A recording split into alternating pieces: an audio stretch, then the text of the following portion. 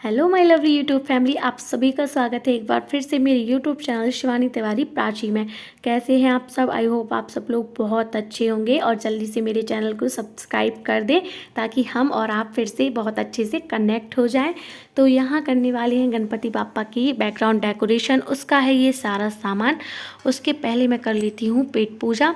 और मैंने खा ली है बहुत स्पाइसी सी पानी पूरी, मुँह देखकर आपको समझ में आ गया होगा।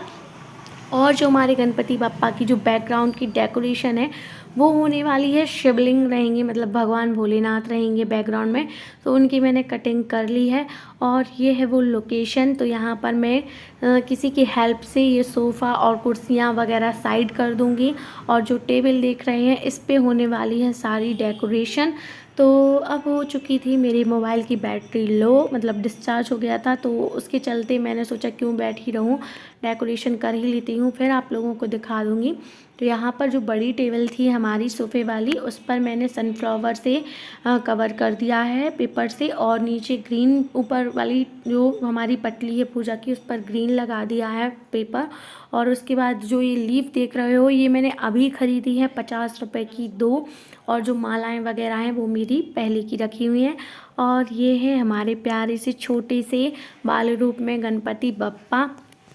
तो जितनी भी बेसिक डेकोरेशन थी वो मैंने कर ली और पूजा की सारी तैयारी कर दी है मेरी मम्मी ने। तो आज गणेश चतुर्थी है और उसकी स्थापना, हम गणेश जी की स्थापना हम करने वाले हैं। तो ये है हमारे गणपति बप्पा।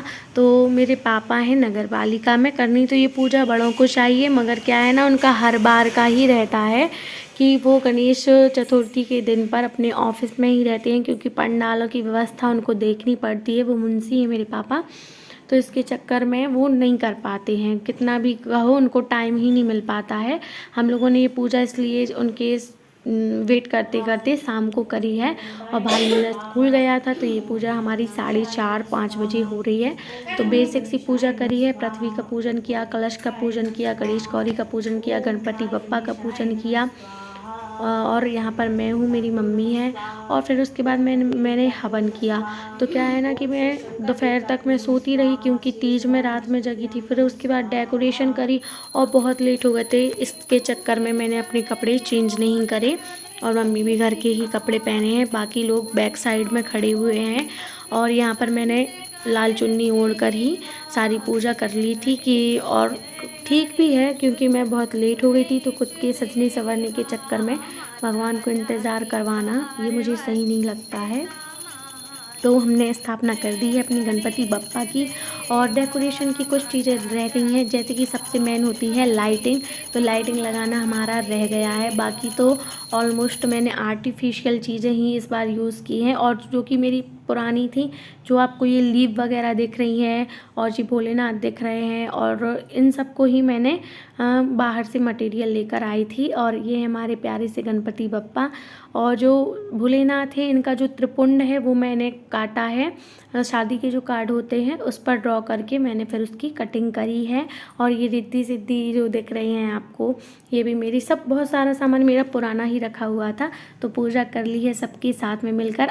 इतनी ही डेकोरेशन में हमारे पापा बहुत ही खूबसूरत लग रहे थे, क्योंकि उनके पीछे थे उनके पिताश्री महादेव। जो भी डेकोरेशन में कमी थी वो मैंने दूसरे दिन कंप्लीट कर दी थी।